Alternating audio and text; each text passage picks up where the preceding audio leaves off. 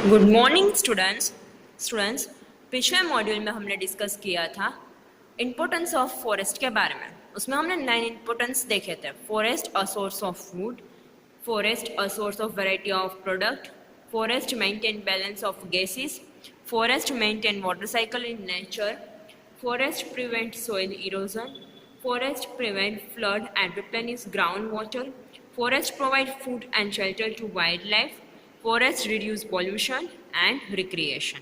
आज हम देखेंगे interdependence of plant and animal in forest. Forest में प्लांट एंड एनिमल एक दूसरे के ऊपर कैसे डिपेंडेंस होते हैं उसके बारे में, food web and food chain के बारे में आज डिस्कशन करेंगे। The plants and animals in forest depend on each other for their survival.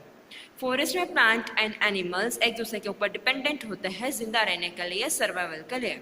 तो सबसे पहले देखते हैं कि प्लांट एनिमल के ऊपर कैसे डिपेंडेंट होते हैं। First one, animals produce carbon dioxide during respiration is taken up by plant for photosynthesis to produce food. Animals कौन सा गैस रिलीज करते हैं? कार्बन डाइऑक्साइड, जब वो रेस्पिरेशन प्रोसेस करते हैं तब। और वो कौन लेता है? प्लांट, जब उसको फोटोसिंथेसिस प्रोसेस करनी होती है तब। किसके लिए? फूड बनाने के लिए। Second, animals like butterfly, honeybees, bird and bat help pollinate flower in the forest। Forest में जो फ्लावर में पोलिनेशन होता है वो किसकी हेल्प से होता है? बटरफ्लाई है, हनीबीज है, बर्ड्स एंड बैट की हेल्प से। Third, animals also help in dispersal of fruit and seed over a long distance in a forest। Animals की हेल्प से फॉरेस्ट में जो फ्रूट है, सीड है, उसका डिस्पर्सल होता है। आपने 6th स्टैंडर्ड में स्टडी किया होगा डिस्पर्सल ऑफ सीड के बारे में। डिस्पर्सल मीन्स स्कैटरिंग होना। यहाँ पे एनिमल्स है तो आपने देखा था कि एनिमल के जो फर होते हैं उसमें चिपक जाता है, हुक लाइक स्ट्रक्चर्स होते हैं और फिर वो पोलिनेशन के लिए हेल्प करता है। इसके अलावा फ्रूट एंड सीड को स्कैटरिंग के लिए वो लॉन्ग डिस्टेंस तक ट्रैवल करने के लिए हेल्प करता है। डिस्पर्सल मीन्स स्कैटरिंग हो जाना और फिर वो दूसरी जगह जाके ग्रो हो जाता है, जो हमने 6th स्टैंडर्ड में स्टडी किया था और यहाँ पर भी हमने 7th स्टैंडर्ड में देखा था। Animals excreta and their dead bodies are converted into humus by the action of decomposers. Decomposers are microorganisms that convert the dead plant and animal into humus. The humus act as a manure and provide minerals for the growth of plant. Animal excreta, animal का जो waste है, जो animals की dead body है, वो convert हो जाती है किसमें? ह्यूमस में। ह्यूमस क्या है? एक मैन्यूर है, एक फर्टिलाइजर्स है। और वो कैसे बनता है? क्योंकि जो भी डेड बॉडीज है एनिमल की, एनिमल एक्सरीटा है, प्लांट वेस्ट है, वो सोइल के साथ मिक्स हो जाता है। सोइल में माइक्रो ऑर्गेनिजम्स प्रेजेंट होते हैं, डिकम्पोजर्स प्रेजेंट होते हैं। जो डिकम्पोजर्स है वो क्या कर देगा? Decomposers is one type of micro organisms. वो डेड प्लांट एंड एनिमल को कन्वर्ट कर देगा, डिकम्पोज कर देगा और किस में चेंज कर देगा? ह्यूमस में। तो ह्यूमस एक वन टाइप ऑफ मैन्यूर है जो प्लांट को दिया जाता है एज ए नेचुरल फर्टिलाइजर्स के फॉर्म में, जिसकी वजह से प्लांट का ग्रोथ बढ़ जाता है। तो ये आपको 4 डिपेंडेंस दिया है plant on animal. First one carbon dioxide, second है डिकम्पोजर्स का, थर्ड है बटरफ्लाई की हेल्प से वो पोलिनेशन करता है एंड एनिमल्स की हेल्प से वो बटरफ्लाई इन शॉर्ट के एनिमल्स। और नेक्स्ट वन दिया है एनिमल्स की हेल्प से फ्रूट एंड सीड का डिस्पर्सल होता है। Next one, dependence of animal on plant. Animals कैसे प्लांट के ऊपर डिपेंडेंस होते हैं? फर्स्ट वन, एनिमल्स डायरेक्टली और indirectly depend on plants for food. Animals, क्योंकि हम क्या है? हेटेरोट्रॉफ है, तो या तो डायरेक्टली या तो इनडायरेक्टली प्लांट के ऊपर डिपेंड होते हैं for the food. Second, tall trees give shelter to various animals. Tall trees है वो जो एनिमल्स है, जो पेट एनिमल की बात नहीं हो रही है, जो इधर उधर भटकते हैं, वो एनिमल, उसको तो कोई घर नहीं होता है तो वो टोल ट्री के नीचे वो आराम करते हैं, एज ए शेल्टर का काम करते हैं एनिमल्स के लिए toll tree. Most birds make their nest on the branches of trees. Animals like monkey and apes live in the trees. कुछ जो एनिमल्स है जो ट्री के ऊपर रहते हैं वही उसका होम है और इसके अलावा जो बर्ड्स है वो अपना नेस्ट है वो भी ब्रांचेस के ऊपर बनाते हैं। Plants produce oxygen during photosynthesis that is taken up by animals for the respiration. Plants कौन सा ऑक्सीजन हमें प्रोवाइड कर रहा है? प्लांट्स कौन सा गैस हमें प्रोवाइड कर रहा है? ऑक्सीजन। कब? जब वो फोटोसिंथेसिस करता है तब, और वो हम लेते हैं फॉर द जब हम रेस्पिरेशन प्रोसेस करते हैं तब। तो आपको यहाँ पे दिखा है कि एनिमल्स कैसे प्लांट के ऊपर डिपेंडेंस होता है। नेक्स्ट वन, फूड चेन के बारे में। We know that all animal whether herbivorous or carnivorous directly or indirectly depend on plants for the food. आपको आगे पता है, आपने हर्बिवोरस एंड कार्निवोरस के बारे में स्टडी किया है. ऑल एनिमल्स है, या तो हर्बिवोरस की बात करो, कार्निवोरस की बात करो, आइदर डायरेक्टली या तो इनडायरेक्टली किसके ऊपर डिपेंड है, प्लांट के ऊपर. For the food, organisms that feed on plant, that is herbivorous, often get eaten by other organisms. फिर herbivorous को कौन खाता है, carnivorous.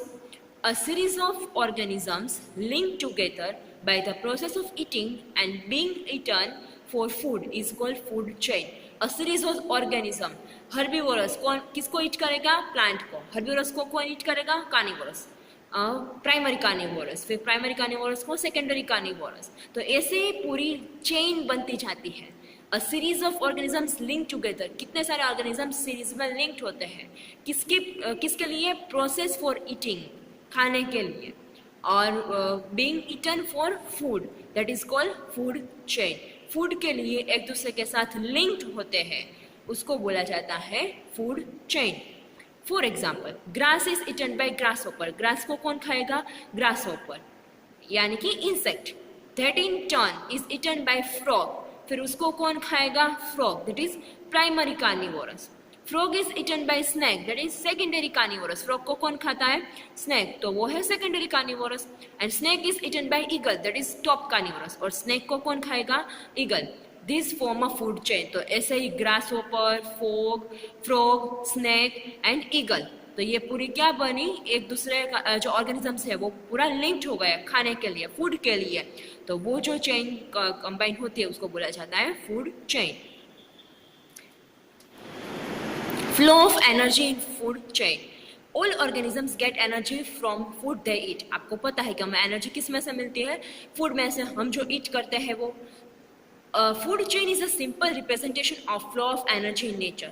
जो फूड चेन है वो सिंपली क्या रिप्रेजेंट करती है, एनर्जी का फ्लो. क्योंकि अगर ग्रास हॉपर को खाना है तो वो किसको खाएगा, ग्रास को, प्लांट को खाएगा, तो उसको एनर्जी मिली. फिर ग्रास हॉपर को कौन खाता है, फ्रॉग, तो ग्रास हॉपर में से किस में एनर्जी ट्रांसफर हुई, फ्रॉग में. फ्रॉग को कौन खाता है, स्नेक, तो फ्रॉग में से किस में एनर्जी ट्रांसफर हुई, स्नेक में. तो जो सीरीज ऑफ ऑर्गेनिजम्स है जो लिंक्ड होते हैं, तो वो सिंपल जो प्रेजेंटेशन है वो क्या शो करता है कि एनर्जी नेचर में ट्रांसफर हो रही है, इसीलिए सब सर्वाइवल कर सकते हैं. अर्थ पे की बात करो, यहाँ पे फॉरेस्ट की बात करो, तो एक दूसरे के ऊपर ऐसे डिपेंडेंट होते हैं. इसकी वजह से सारे जो स्पीसीज है जो जिंदा रह पाते हैं अर्थ पे. और यहाँ पे स्पेशली फॉरेस्ट के बारे में बात की है कि प्लांट्स एंड एनिमल्स कैसे फॉरेस्ट में इंटरडिपेंडेंस होते हैं. लेकिन एक्चुअल में अर्थ पे सारी स्पीसीज ऐसे ही मेंटेन होती है, जो आप हर स्टैंडर्ड में यानी कि 8th में आपको चैप्टर आएगा स्टडी करने के लिए. The sun is ultimate source of energy on the earth. Sun जो अल्टीमेट सोर्स ऑफ एनर्जी है, एनर्जी का एक बहुत बड़ा सोर्स है अर्थ पे. Plant get light energy from sun. Plant को अगर फूड बनाना है तो अल्टीमेट सोर्स ऑफ एनर्जी क्या है, सन. अगर उसकी सनलाइट प्लांट को मिलेगी तो ही वो फोटोसिंथेसिस करेगा. एंड केमिकल वो क्या करेगा, फोटोसिंथेसिस करके फूड बनाएगा. And change it into chemical energy during photosynthesis. When animal eat plant, जब एनिमल्स किसको ईट करेंगे, प्लांट को, this energy is transfer to animal. तो प्लांट में से अभी एनर्जी किस में ट्रांसफर हो गई, एनिमल्स में से. When another animals eat this animals, फिर दूसरे एनिमल्स एक छोटे एनिमल्स को बड़े एनिमल्स खाएंगे, this energy get transfer to the बड़े टू द दैट एनिमल. तो छोटे एनिमल में से बड़े एनिमल में ट्रांसफर हो जाएगी एनर्जी. तो ऐसे ही एनर्जी का फ्लो चलता रहता है. For example, when grasshopper eat grass, the energy from grass get transfer into grasshopper. जब grasshopper grass को खाएगा तो grass में से energy किस में transfer हो गई, grasshopper में. When frog eat this grasshopper, the energy from grasshopper get transfer into the frog. जब grasshopper को frog खाएगा तो अभी energy किस में transfer हो गई, frog में. When snake eat this frog, the energy get transfer into snake. फिर frog को कौन खाएगा, snake, तो अभी energy किस में transfer हो गई now, snake में. When any of these organisms die, the energy pass to the decomposers. अभी कोई भी ऑर्गेनिज्म मर जाएगा तो अभी उसकी डेड बॉडी क्या हो जाएगी, डिकम्पोज हो जाएगी. तो डिकम्पोजर्स क्या करते हैं, कर देंगे, उसको डिकम्पोज कर देंगे, तो एनर्जी उसमें ट्रांसफर हो जाएगी. So energy is always transfer from producer to primary consumers and then secondary consumers. तो energy always plant means producers में से ट्रांसफर होकर ट्रांसफर होती है प्राइमरी कंज्यूमर्स में, और प्राइमरी में से सेकेंडरी कंज्यूमर्स में ट्रांसफर होती है. The food chain always start from producers. Food chain का स्टार्टिंग कहाँ से होता है? प्रोड्यूसर्स यानी कि plant. Decomposers play role when organisms die. और डिकम्पोजर्स का रोल कब आता है? जब ऑर्गेनिजम्स डाई हो जाता है, तब उसकी बॉडी को डिकम्पोज करना है. Decomposers feed on dead plant and animal tissues and convert it into dark color substance that is called humus. और decomposers क्या करेंगे? वो plant and animals जो dead हो गए उसकी टिश्यू के ऊपर फीड करेंगे, जो मांस होता है, और उसको किस में कन्वर्ट कर देंगे? डार्क कलर का जो सब्सटेंस है उसमें, that is known as humus. देखो आपको यहाँ पे पूरी चेन दिखा है, sunlight, grass, grasshopper, frog and snake. और फिर ये सारा डिकम्पोज डेड बॉडी हो जाती है, तो उसको डिकम्पोज कौन करता है? Decomposers. Next one, activity 1, to show that heat is given out during the process of decay. जब भी आप डिकम्पोजिशन करते हो, लीव्स है, वेजिटेबल्स है, स्पेशली बायोडिग्रेडेबल वेस्ट का, तो आपको क्या करना है? हमने आगे देखा था कि एक पिट बनाना है, उसमें बायोडिग्रेडेबल वेस्ट डाल देना है, फिर उसके ऊपर सोइल डाल देनी है, उसके ऊपर थोड़ा पानी डाल देना है, फिर उसमें क्या होगा? डिकम्पोजिशन होना स्टार्ट हो जाएगा, क्योंकि सोइल में माइक्रो ऑर्गेनिजम्स ऑब्वियसली प्रेजेंट है. फिर जब भी आप 1 वीक के बाद वो सोइल हटाओगे, तो क्या होगा कि आपको सोइल के अंदर कुछ वार्मनेस, आप जो सब्सटेंस जो ह्यूमस बाहर निकालोगे, तो आपको थोड़ा सा वार्मनेस लगेगा, गर्म लगेगा. क्यों? क्योंकि जब भी डिकम्पोजिशन हुआ होता है, प्रोसेस डीकिंग प्रोसेस होती है, तभी थोड़े से अमाउंट में हीट रिलीज होती है. Next one, food web. In nature we see a number of food chain. हमने तो यहाँ पे सिर्फ सिंगल फूड चेन देखी, लेकिन नेचर में एनवायरमेंट में आप अगर नेचर की पूरी बात करो, तो वहाँ पे तो कितने सारे एनिमल्स हैं जो एक दूसरे के ऊपर डिपेंडेंस होते हैं. तो आपको यहाँ पे एक से ज़्यादा लिंक जो फूड चेन है वो मिलेगी देखने के लिए. तो ये सारी फूड चेन कंबाइन हो जाती है, तो जो एक पूरा एक स्ट्रक्चर बनता है, that is known as the food web. All the food chain are interlinked. सारे फूड चेन है वो इंटरलिंक्ड होती है. Several food chain of a region are interconnected to form a food web. Specially particular region के हिसाब से, यहाँ पे फॉरेस्ट की बात की है, वहाँ पे कितनी सारी फूड चेन इंटरलिंक्ड होती है और पूरा स्ट्रक्चर बनता है, इंटरकनेक्टेड होता है, और पूरा जो स्ट्रक्चर बनता है that is known as a food web. A food web is a complex feeding system. Food web भी एक एनर्जी फ्लो है, लेकिन कॉम्प्लेक्स फीडिंग सिस्टम है. देखो आपको यहाँ पे दिखाया है ग्रास, ग्रेन्स या ग्रास. तो ये फर्स्ट फूड चेन है, ग्रास को स्क्विरल खाएगी, स्क्विरल को रॉक खाएगा. Second, grass hopper. ग्रास को कौन खाएगा? Grass hopper. ग्रास हॉपर को रॉबिन, रॉबिन को खाएगा कैटरपिलर या हॉप. थर्ड, ग्रास को कौन खाएगा? डियर. डियर को कौन खाएगा? टाइगर. फोर्थ, ग्रास को कौन खाएगा? माउस. माउस को ईगल. नेक्स्ट वन, ग्रास को कौन खा रहा है? रैबिट. रैबिट को फॉक्स. तो ये सारी फूड चेन इंटरलिंक्ड हो जाता है, और फिर एक पूरा स्ट्रक्चर बनता है पर्टिकुलर प्लेस के हिसाब से, पर्टिकुलर रीजन के हिसाब से, that is known as a food web. If any one member is affected, the food web get disturb. अगर इसमें से कोई भी मेंबर अफेक्टेड हो जाएगा, कि पूरे अर्थ में से अगर स्क्विरल या ग्रास हॉपर क्या हो गया? डिसअपियर हो गया, उसके सारे स्पीसीज खत्म हो गई, तो ये पूरी फूड चेन है वो डिस्टर्ब हो जाएगी. क्योंकि अर्थ में नेचर पे यही तरीके से चलता है, ये पूरी फूड चेन है, उसमें से ही एनर्जी फ्लो होता है और हम सर्वाइवल कर सकते हैं. अगर इसमें से कोई भी स्पीसीज कम हो जाएगी, तो पूरी फूड चेन डिस्टर्ब हो जाएगी.